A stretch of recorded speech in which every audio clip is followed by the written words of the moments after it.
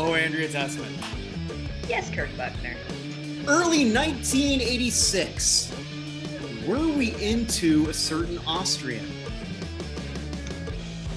We might have been. Are we talking about Amadeus? Well, not Or necessarily are we talking about Falco? Absolutely, Falco.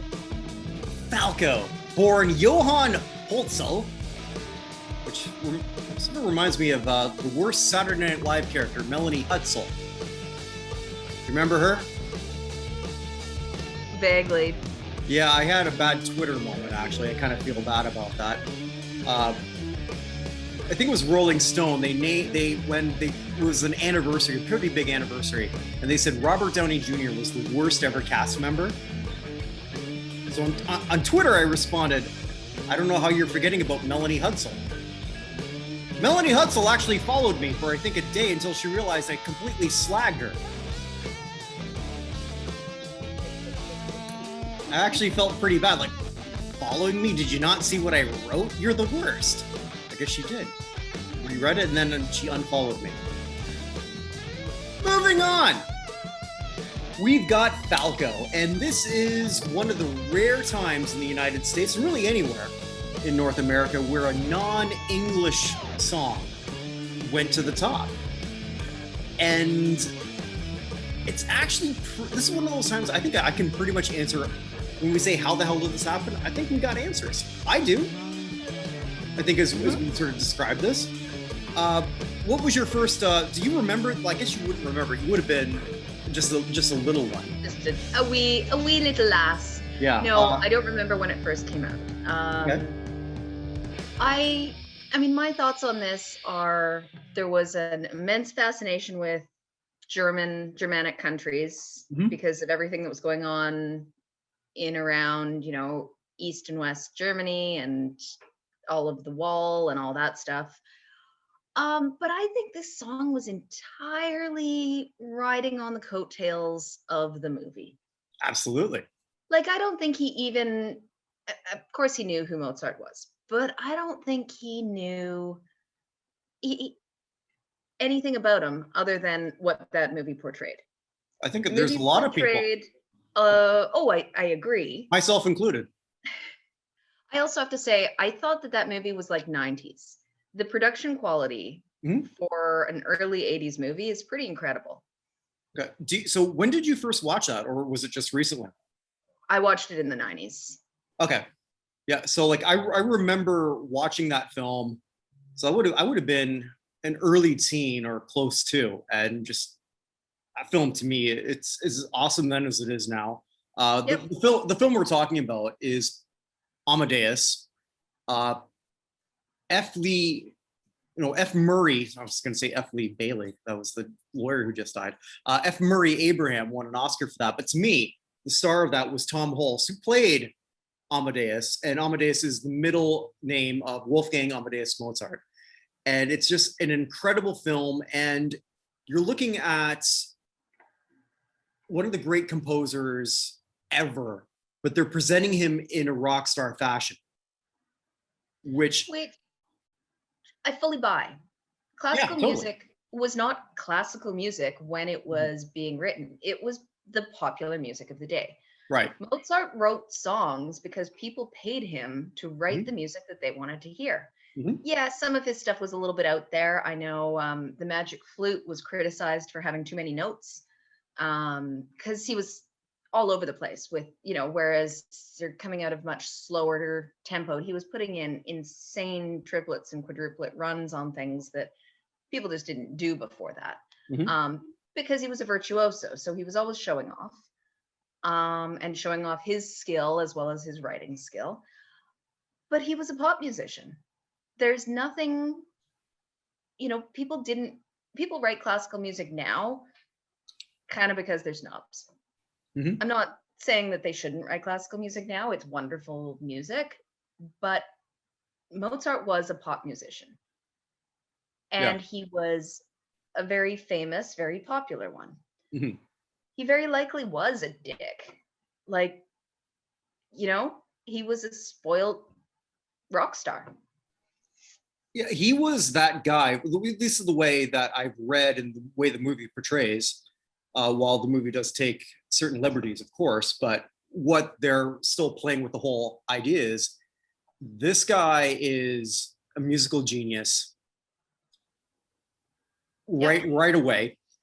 We've seen that with many of the stars today, from the 90s, 80s, 70s. Doesn't matter. There's always people like that who are just that good, but it doesn't necessarily make them a great person, but it does make them coveted. And I think that's what Falco was doing. But I guess before we get there, Falco was considered in some cases, from what I've read anyway, a bit of a prodigy himself. Yeah, it appears he was at like 4. He had perfect pitch and was picking out, tunes he'd heard on the radio on his keyboard. And there doesn't seem to be much aside from his mom thought he was a genius, though. Mm-hmm. Like he went to a revered Austrian jazz academy, didn't do well. I think he just decided he didn't really like jazz. Apparently he did have perfect pitch, which is a genetic anomaly that does give you a massive advantage as a musician. And yeah, he was apparently an extremely good bass player, held his own in various bands, and he was discovered basically busking, but performing like he was playing for a amphitheater when he was just standing on a street corner. So and I guess we should mention, like, he's from Vienna just like Mozart. So like I made a bit of an error last week. I keep forgetting that Falco is Austrian, not German. He just sings in German. No, he sings in a muddled Germanish. Well, to say that he sings at all too might be a little bit of a stretch also. I think of the way he sings, especially in Rock Me Amadeus, is very similar to Rex Harrison. I know you're not a fan of the music. Harrison. Wow. Rex Harrison does the spoken but very dramatic sounding words. Okay. He's a melodic speaker rather than a singer. You know, when I was rewatching the videos, you know what I thought he looked like, or looks like a bit now, is Robin Thicke. I thought he looks like Charlie Sheen. Like a younger Charlie Sheen. Yeah. But yeah, I get Robin Thicke. Okay. But he sings in an Austrian dialect that is a mishmash with English words thrown in here and there. It's not German, it's not Austrian, it's not English. It's Falco.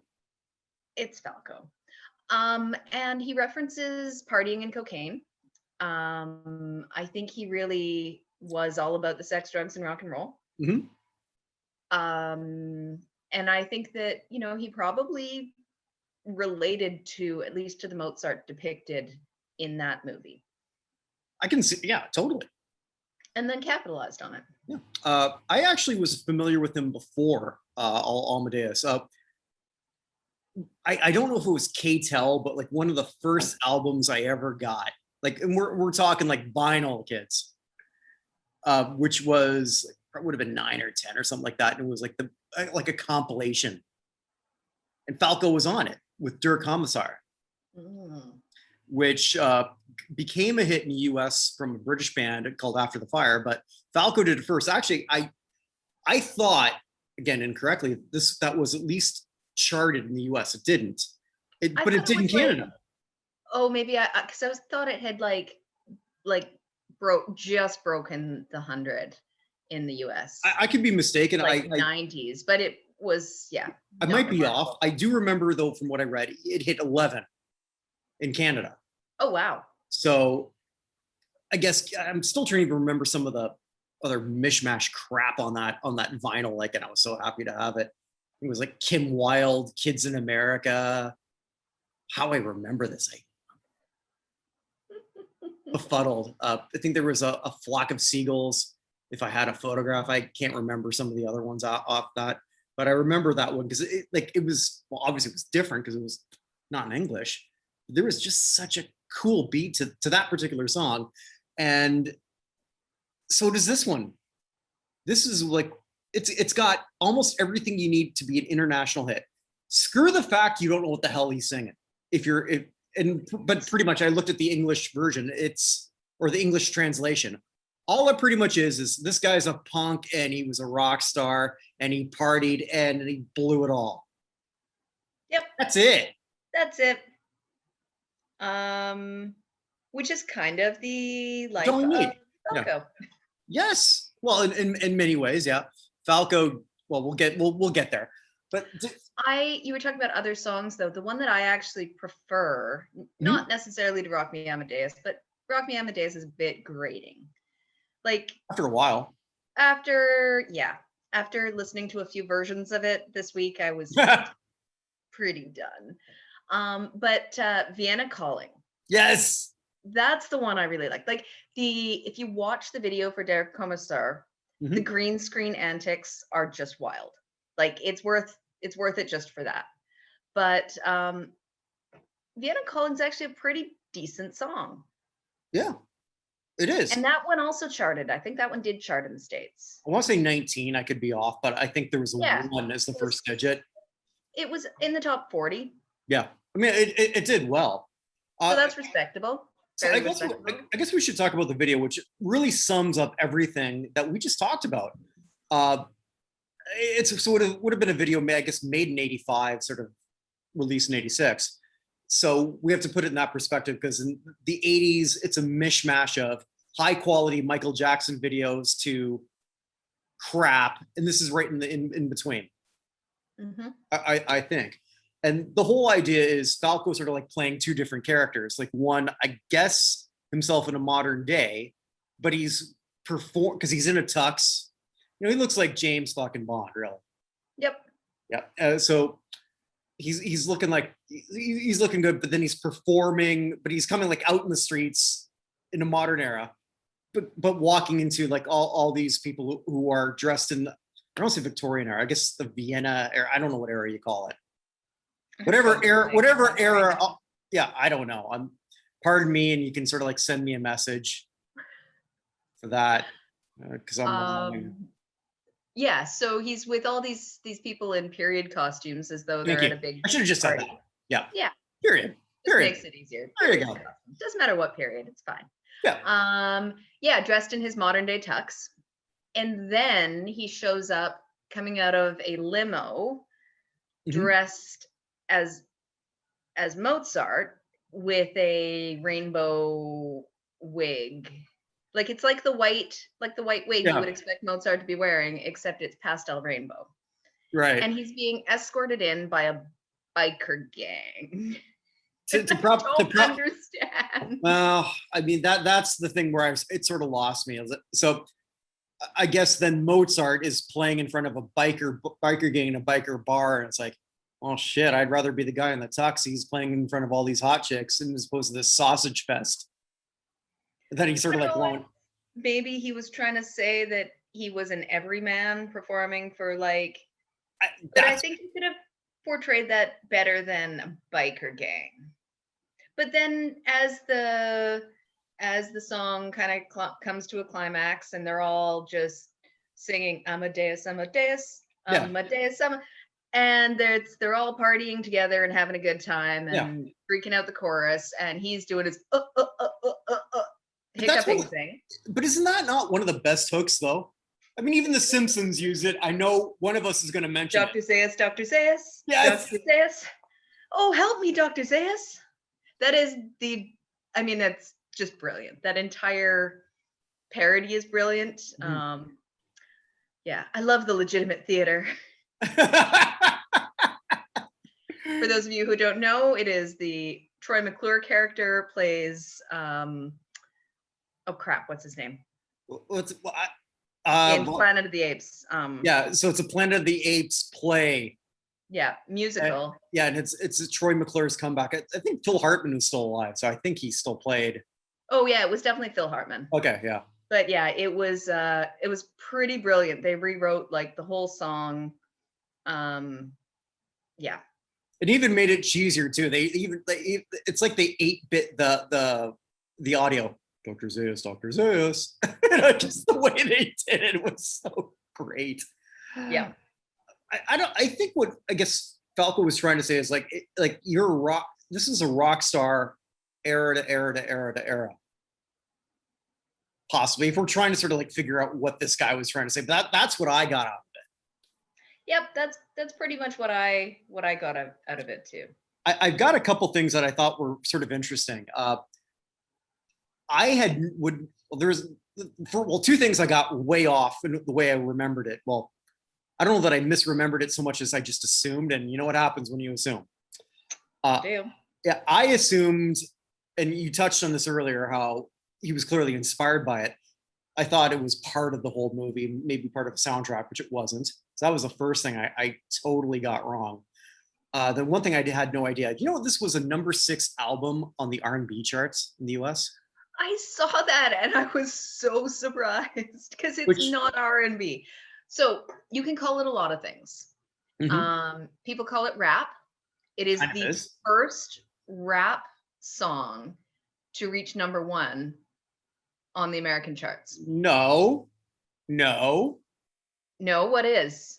Blondie's Rapture that had a rap bit on that. Oh, okay, you win on that. But like, you would think it would be like Run DMC. Mm-hmm. No, it's not some black guys. Yeah. But it was Blondie. So I mean, in theory, it's a white chick who was inspired by Fab Five Freddy. I forget the rest. We have to touch that because Blondie went number 1 4 times, and that would be a really great show. Talking about Blondie for sure. Mm-hmm. You could call it. I mean, it's new age. That's kind of how I would classify it. It's a new wave. It's new wave, new age, like you said. But that's a riff that I think a modern rapper today could do something with. Whereas if you listen to some of the new wave stuff from the early 80s, I don't know what they're gonna do with Tarzan Boy. Nothing.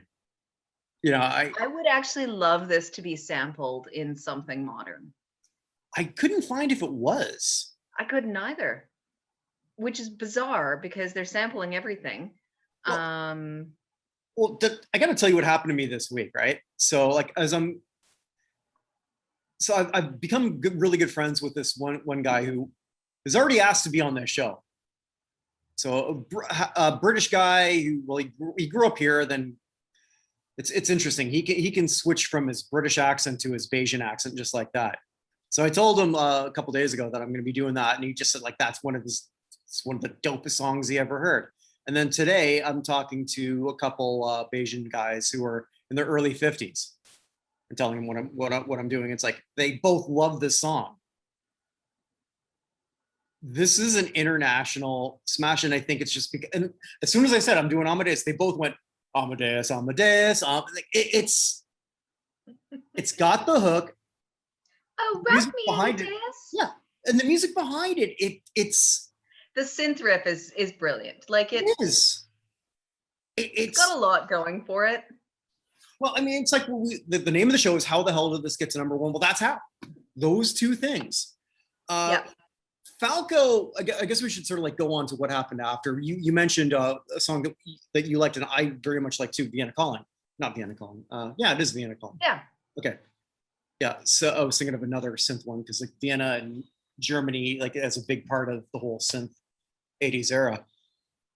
He could have possibly done more in English, but that wasn't really. I mean, he's actually the biggest star in pop music anyway, in terms of album sales ever to come out of Austria. Sales sort of slugged. He didn't really try more in the United States, but like we see what happens to a lot of successful people, drugs come easy. So it seemed like he was a bit of a tortured soul. He was a triplet who was the only one who survived. Did you not hear that? Please. So there were identical twins, and then he was a fraternal twin. So he was from a separate egg, and the two identical twins were stillborn, and he was the only living one. So I think that there were some things I read where he seemed to maybe be a little haunted by that, in the sense that there was a comment about how he saw his mom miss things in the spaces, if that makes sense. Like there's there were supposed to be three of them, and then but only one survived. Even so there's that. And then he was very talented, had a lot of potential, and as you said, once you start to make it, drugs come easy. And then when he didn't have like a crazy fast ascent to stardom, but it was pretty quick from the point that he actually got discovered to having some international success. That moves quickly, and if you don't mature with that kind of stardom, you're going to have problems. Right. And he apparently was just a nightmare to work with, because he had a massive alcohol and coke problem. And then he moved to the Dominican to evade taxes, I think. So I saw something saying he was on vacation, but I saw several others saying I thought he was living in the Dominican. There. Yeah, I'm pretty sure he was living there. And he was he put out after Rock Me Amadeus, he had a bit more success in Austria and in the Euro scene. Yeah. He kind of epitomizes Eurotrash. Like, I was thinking Eurovision through everything I was watching of this and everything else. Like, I'm like, if he came out now, he'd probably win Eurovision. I gotta watch some of that one day. Oh, it's so bad, but it's so good.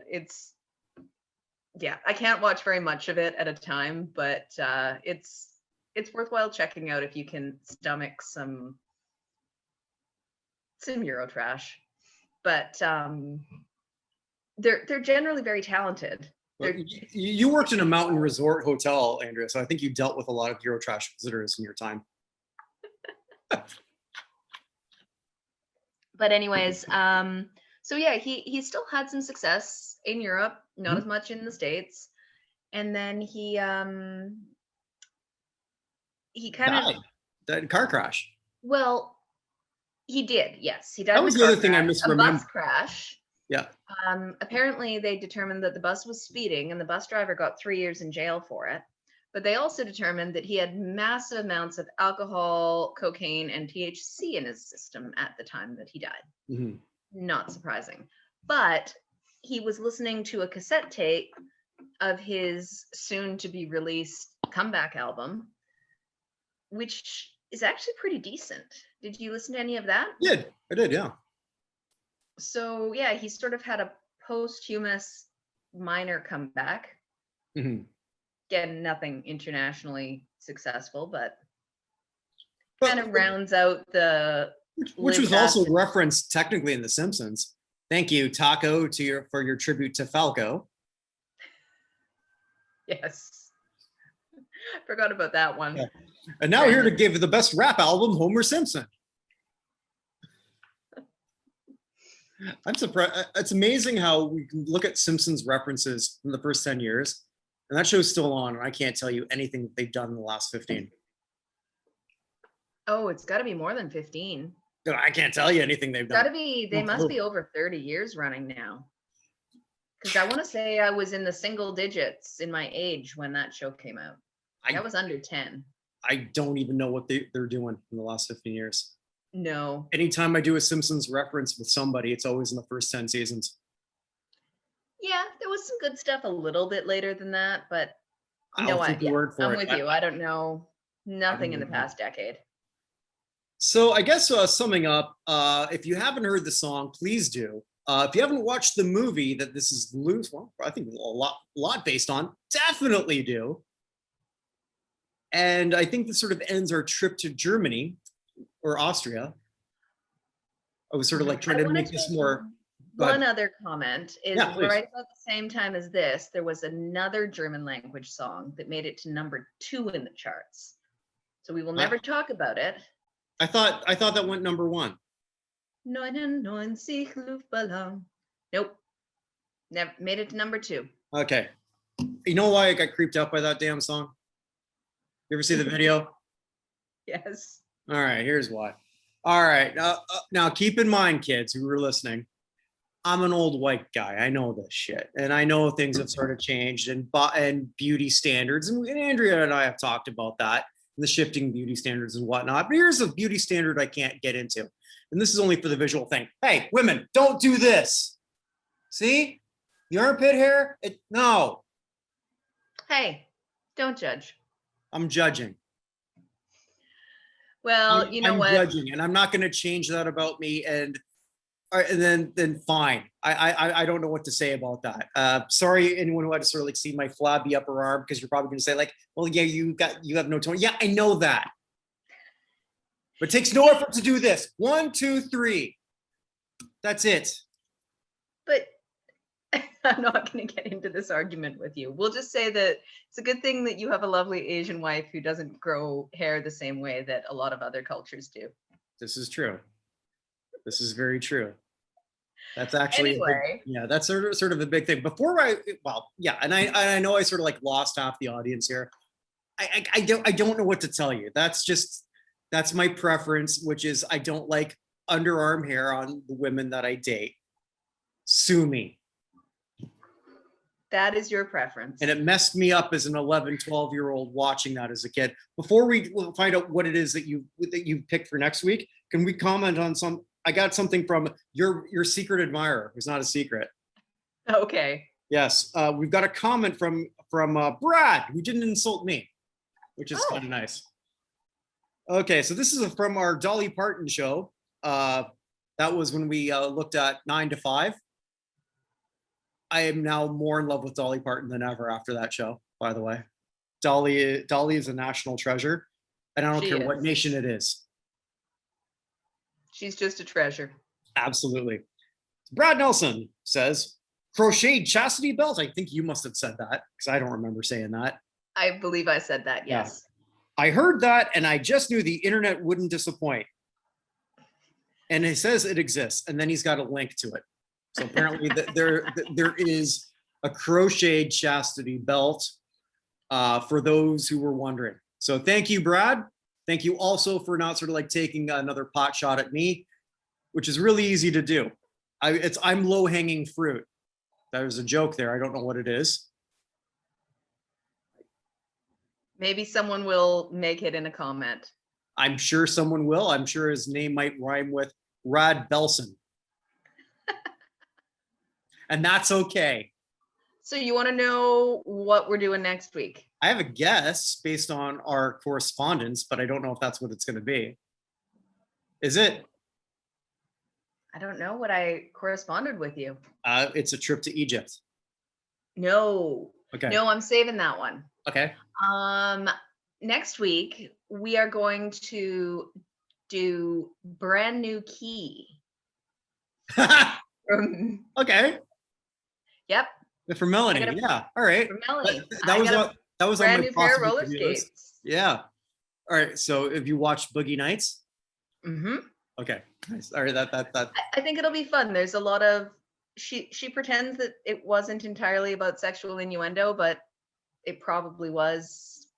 Mm-hmm. Or as like we said the other day, if you want it to be about butt sex, it's about butt sex. There you go. Yeah. I don't think this one's about butt sex, but you know. I was actually just listening to her other hit that didn't go number one, Lay Down. So this was actually slightly on my radar. Ah, so well, there you go. Yeah, no, that one should be good. Melanie, Brand New Key. I'm going to rewatch Boogie Nights, which really isn't going to be a problem for me. One of my all-time favorite films. I haven't seen that in a long time, so maybe I'll have to watch it again. Yeah. Also. I'll quiz you because you'll have to. I'll quiz you and ask you by what scene is transpiring when that's on. Oh, I'm pretty sure I'm aware of what's going on there. Pretty sure he's auditioning. All right. Well, then you wrecked that, then, didn't you? Damn it. We're supposed to foreshadow. We're sort of like planting seeds for next week. Oh well. Nice. All right. Well, stay tuned, everyone, and stay safe. Bye.